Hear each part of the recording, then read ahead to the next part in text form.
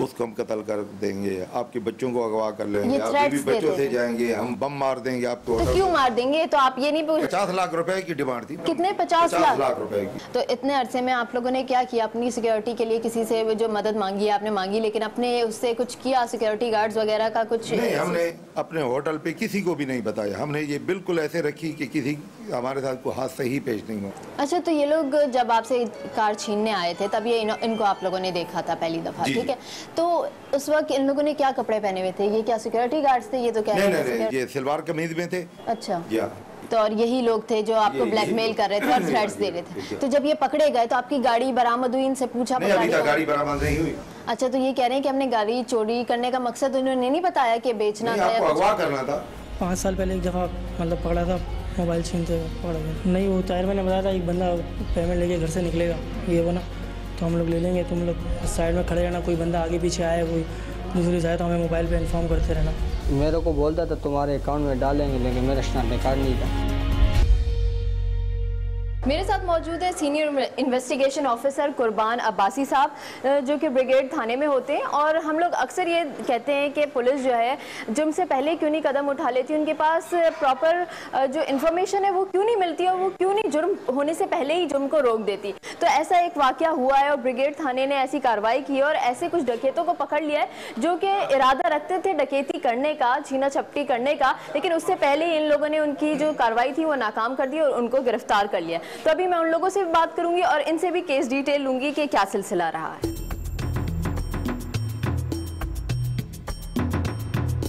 जी, ये 3 मुल्ज़िमान हैं जिनको गिरफ्तार किया गया। ये 3 मुल्ज़िमान हैं जिनको गिरफ्तार किया। अच्छा, इन पे क्या एलिगेशन है? इन्होंने क्या किया? असल में हमें इन्फॉर्मेशन मिली थी कि कोई डकैत ग्रुप आया हुआ है। अच्छा। जो स्नैचिंग का प्रोग्राम बना रहा है वहाँ बैठा हुआ। अच्छा। किसी मकान की पेमेंट का मसला है। अच्छा। 5 लाख रुपए हैं जो भी पार्टी लेके जाएगी। अच्छा। और वो स्नैच करने के मूड में है। अच्छा, यानी किसी के पास 5 लाख रुपए कैश की इनको इन्फॉर्मेशन थी और ये लोग प्लान बना रहे थे। मकान सेल किया किसी ने, उसकी कुछ आधी पेमेंट हो गई है, आधी पेमेंट वो भी लेके जाएगा। तो ये स्नैचिंग के लिए आए थे, वहाँ पे प्रोग्राम बना रहे थे, बैठे हुए थे होटल पे।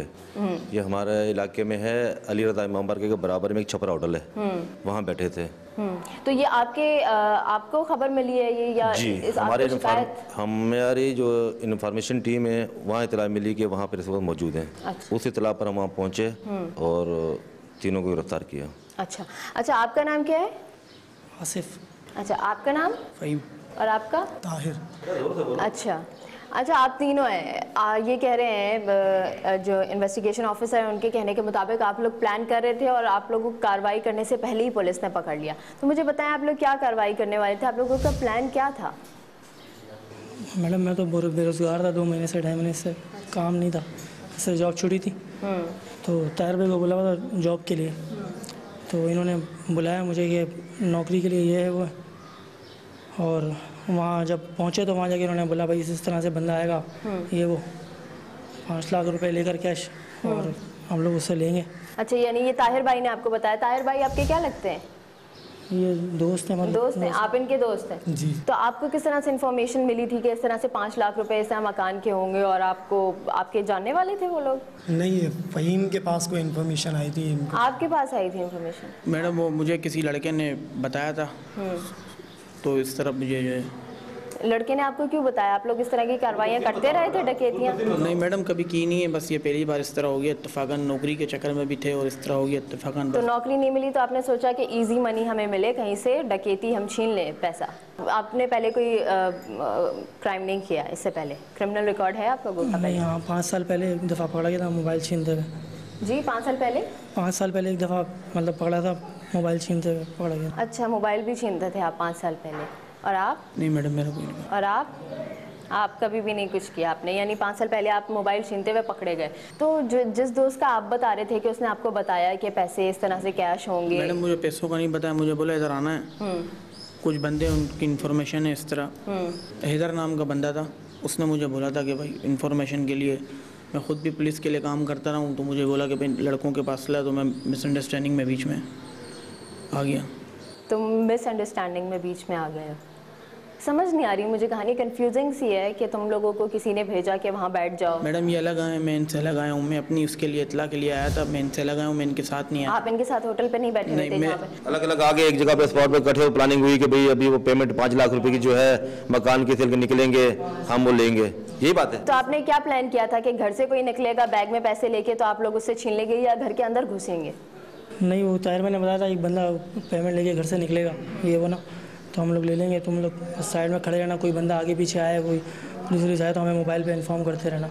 अच्छा, तो आप लोग उसके घर के बाहर ही करीब होटल में बैठ गए थे? घर पर के तो खैर हमें पता नहीं था, वो ताहिर भाई ने बोला यहाँ बैठ जाओ, अभी बंदे का फ़ोन आएगा, यानी कि वो। आपको किस बंदे का फ़ोन आने वाला? ये फ़हीम के पास कोई बंदा था इन्फॉर्मर, उसका फ़ोन आ रहा है। अच्छा, तो पुलिस को इन्फॉर्मेशन मिल गई, उन्होंने कार्रवाई की और आप लोगों को पकड़ लिया। आप लोगों के पास से क्या क्या बरामद हुआ?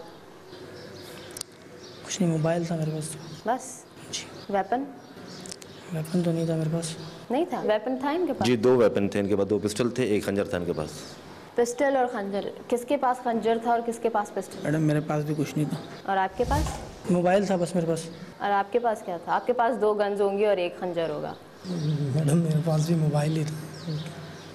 कुछ नहीं था, ये झूठ बोल रहे हैं ना? एक वेपन ताहिर के पास था, एक इसके पास था, आसिफ के पास, और फ़हीम के पास खंजर था। तो यानी पुलिस आप पे गलत इल्ज़ाम लगा रही है ना? ज़बरदस्ती आपको ले आए हैं और आप डकैती करने निकले थे, ना आपके पास खंजर था ना गन्स थी, और आप ऐसी डकैती करने निकले थे, है ना? सिर्फ मोबाइल था आपके हाथ में, ठीक? बिना वेपन के आप लोग डकैती करने निकले थे, है ना? जब आप मोबाइल छीनते थे आज से 5 साल पहले, तब आपके पास कौन सा वेपन था? कोई वेपन नहीं था मैडम, वो था। ऐसे कैसे कोई मोबाइल दे देता है? आप जाएं ज़रा मुझे मोबाइल दे दो, तो ऐसे तो कोई नहीं देगा मैडम। वो आप कितने पढ़े लिखे हैं? मैंने इंटर किया। और आप? मैट्रिक। और आप? मैट्रिक। तो आप सब, आपके पास रोज़गार नहीं था? नहीं मैडम। शुरू से नहीं है? आज तक कोई काम नहीं किया? किया, दुकान चलाई। दुकान चलाई है, तो अभी दुकान नहीं चला रहे थे? नहीं मैडम। तो उसके अलावा फिर यही होता है ना कि दूसरी एक्टिविटीज़ हो जाती हैं। जब डकैती का इरादा करता है उससे पहले ही छोटी छोटी डकैतियाँ या चोरियाँ की भी होती हैं, तो की हैं कुछ ऐसी? नहीं मैडम नहीं। डायरेक्ट बड़ा हाथ मारने की कोशिश की? दुकान पे पूरा महीना वर्क करेंगे तो उनको सैलरी मिलेगी 12 से 15 हज़ार रुपये। हाँ। और इन्होंने एक बार करनी है, उनमें लाखों रुपए मिल रहे हैं। हाँ, तो वो अच्छा ही अच्छा है। और ये जो आप लोग बहाना कर रहे हैं बेरोजगारी का, तो हजारों लोग यहाँ पे बेरोजगार बैठे हैं, और बेरोजगारी की एक स्ट्रांग वजह है कि आपके अंदर काबिलियत होगी तो आपको रोजगार फराहम किया जाएगा ना। मैं अब बात करूंगी मुस्तफ़ा खटक से, जो कि एक नौजवान लड़का है जो कि काफ़ी सारी बैंक डकैतियों में इन्वॉल्व रहा है। उससे बात करती हूँ कि क्या वजूहात रही कि उसने इतने बड़े इक़दाम उठाए और उसका नतीजा क्या निकला। ये पम में, मेरे साथ पम में ये इब्राहिम काम करता था, नहीं मेरा दोस्त बन गया था। से मेरे को एक दिन उसने पम पे छुट्टी हो गई ना, हमारे को बोला था पिकनिक पे जाना है। अच्छा। कल्ली बोले इधर, हाँ कल्ली, हाँ बोले उधर जाना है पिकनिक पे। तो उधर से रूप आ गया ना, तो रूप में एक और बंदा था और एक मैं बैठ गया। मैंने और लड़के कहा है, बोले और उधर से गए दूसरी गाड़ी में। नहीं सुरागपुर से जब निकल गए ना, तो इसने बीच ने मेरे को बोला इधर एक मेरे लड़के उधर गया, मेरा दोस्त है वो बैंक लूटने गए, हम लोग सिर्फ इधर मुंशी कर जाएंगे और उधर से चौकीदार से बैग उठाएंगे, वो लाएंगे। मैंने बोला मेरे को क्यों लाया, मेरे को क्यों फंसा रहा है? बोले तेरे को कुछ नहीं होगा, मैं कर रहा हूँ ना, तू सिर्फ गाड़ी में, हाँ बोले तू सिर्फ गाड़ी में बैठ, बोले तेरे को कुछ नहीं होगा। वो उसको बैंक का जो चौकीदार था उससे मिला हुआ था। आधे घंटे के बाद में ऐसे गाड़ी में बैठा रहा मैं, तो उसके बाद चौकीदार आया, चौकीदार गाड़ी के पास आया, बैग लाया, मेरे को बोले ये अंदर रखो। इसका नाम मुस्तफ़ा खटक है और इसका बैंक डकैतों के ग्रुप से ताल्लुक़ है। इसके कुछ साथी जो है वो इससे पेशतर भी हम गिरफ़्तार कर चुके थे और उनसे रिकवरी यहाँ कुछ हो चुकी थी। ये कुछ एब्सकॉन्डर एक्यूज़ों में चल रहा था और उसके बाद भी जो है ये वारदातें कर रहा था। हालिया तौर पे इसकी बड़ी वारदातों में हैदराबाद में इन्होंने बैंक क्लब भी लूटा था, उसमें करीब 80 लाख रुपए इन्होंने लूटे थे। उसके बाद ये कराची आ गए और यहाँ पर इन्होंने UBL और दीगर बैंकों में डकैती की वारदातें की थी। इस पर हमारी वॉच थी और इसको हमने कटी पहाड़ी के इलाके से गिरफ़्तार कर लिया था। इसके कुछ साथी और जो एब्सकॉन्डर्स हैं वो भी मेरा ख्याल है कि अनकरीब विद इन डे और 2 जो है अरेस्ट हो जाएंगे? नहीं, उसने मैंने बोला मेरे को तो पता नहीं, मैं तो टेंशन में हो गया। मैंने बोला ऐसे नहीं, अभी मैं पकड़ा घर में हमारे, मैं उसके मेरे साथ बैठा था। उसने बोला मुंह बंद कर, तेरे को भी पैसे दे देंगे। उसने बोला 20 लाख तेरे को दे दूँगा। नहीं, फिर मेरे को जब उसमें 3 जगह में उसके साथ जब पहले काम ऐसे, जब ये काम हो गया फिर बाद में बता दिया। ऐसे पहले ये C ब्लॉक वाला काम करते थे, ऐसे मेरे को फ़ोन किया था घर में था मैं। ये लोग में बंदे मैंने एक भी नहीं देखा, सिर्फ इसने मेरे को फ़ोन किया था, बोले इधर असगर शाह ग्राउंड पे बाइक खड़ा है, ये ऊपर ले जाओ बाइक ऊपर। हाँ, और मेरे को ये पता नहीं था ये लोग डकैती करने के। जब बाद में जब बाइक में ले गए, बाद में इसने फ़ोन कर बुला दिया, बोले हमने ये डकैती कर दिया। इसने बोला तेरे को भी पैसे मिलेंगे। नहीं, इसमें इसके पहले साथी कुछ पकड़े गए हैं। और आप ऐसे समझें कि जब हम किसी चीज़ को ट्रैक कर रहे होते हैं तो फिर उसको बड़ा कम्प्लीटली देख रहे होते हैं, और वो सिर्फ आपके बताने की हद तक नहीं होता कि जितने आप बता रहे हैं, बल्कि इससे कुछ ज़्यादा होता है।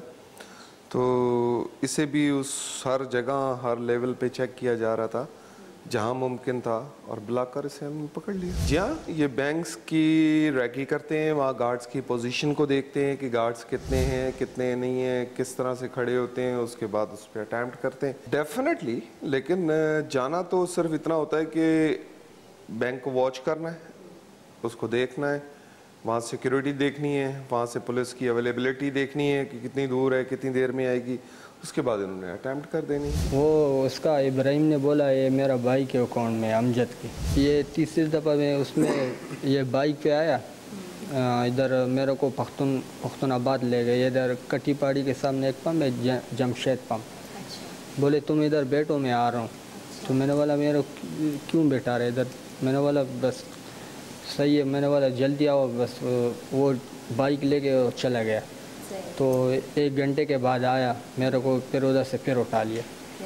फिर उसके बाद जब घर छोड़ा, उसके बाद फिर बुलाया मेरे, वो बोल रहे थे बैंक से आदमी आ रहा था, हमने उससे पैसे ले लिए। अब भी इनके ग्रुप में 3 बंदे हैं जो बाहर हैं, जो उनकरीब जो हैं अरेस्ट हो जाएंगे आज या कल के दर इंशाल्लाह। इसकी अमाउंट जिसके अकाउंट में पड़ी हुई है, वो बंदा मैं अभी नाम डिस्क्लोज करना नहीं चाहता, वो अभी भागा हुआ है और उसे अंदाज़ा नहीं है इतना सारा, लेकिन बहरहाल वो आ जाएगा, जल्दी आ जाएगा। हाँ नहीं, ये काफ़ी अरसे से ये काम कर रहे हैं, और अभी ये क्योंकि ये इन्वेस्टिगेशन के मराहिल में है, तो अभी कुछ कहना कबल वक्त है जब तक कि फाइनलाइज ना हो जाएगी। इब्राहिम के साथ ये नाए नहीं, सिर्फ दिखाता था, बोले मेरे साथ ये गन है। मेरे को बोलता था तुम्हारे अकाउंट में डालेंगे, लेकिन मेरा स्टैंड कार्ड नहीं था, कैश नहीं देता था ना। बोले इतना, बोले तुम्हारे घर में पता नहीं है तो इतना पैसों को क्या करेगा।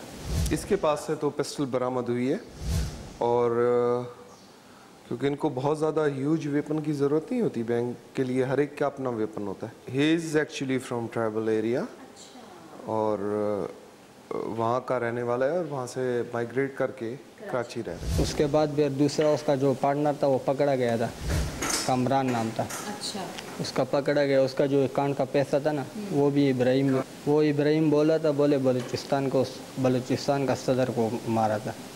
बुरा काम करेगा उसका अंजाम तो बुरा होगा। यकीनन ये क्रिमिनल रिकॉर्ड इसका चलता रहा है, गिरफ्तार पहली दफ़ा हुआ है, वारदातें तो ये खासे अरसे से कर रहा है। आपने हमारा ये प्रोग्राम देखा, आपने देखा कि कितनी गिरफ्तारियां अमल में आ चुकी हैं, और हम आपको बताएं कि इस साल तकरीबन 150 टारगेट किलर और 300 एक्सटॉर्शनिस्ट जो है वो पुलिस की जानिब से हिरासत में लिए जा चुके हैं। लेकिन सबसे अफसोस की बात यह है कि इसके बावजूद जराइम की जो तादाद है वो मज़ीद बढ़ती चली जा रही है, और उसमें कमी बेशी नहीं आई है। इसके अलावा सिंध होम डिपार्टमेंट कंसल्टेंट की जानिब से ये ऐलान हुआ है कि हुकूमत जो है वो इस शहर से वायलेंस, टारगेट किलिंग और दूसरे क्राइम्स को कम करने के लिए इकदाम करिए। उन इकदाम में ये चीज़ें शामिल हैं कि पुलिस डिपार्टमेंट में तकरीबन 10,000 नई भर्तियां होंगी, जिनमें से 900 पुलिसमैन तो ऐसे होंगे जिनको स्पेशल ट्रेनिंग दी जाएगी। इसके अलावा होम डिपार्टमेंट की तरफ से कराची शहर के अंदर तकरीबन 900 जो है CCTV कैमरास जो हैं वो नस्ब किए जाएंगे। तो ये सारे इकदाम तो कर लिए जाएंगे, लेकिन हमें ये देखना है कि इन इकदाम के बाद, इन वादों के बाद कोई चेंजिंग आती है, कोई फ़ायदा होता है या नहीं। इस हफ्ते के लिए बस इतना ही।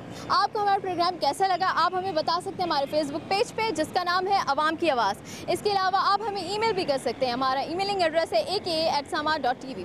इसके अलावा अब आप हमें SMS भी कर सकते हैं। SMS टाइप करने के लिए टाइप कीजिए AKA स्पेस दीजिए, अपना मैसेज टाइप कीजिए और भेज दीजिए 8126 पे। अवाम की आवाज़ की टीम और महबूब सिद्दीक को दीजिए इजाज़त। आवाज़ उठाइए, इनकलाब लाइए।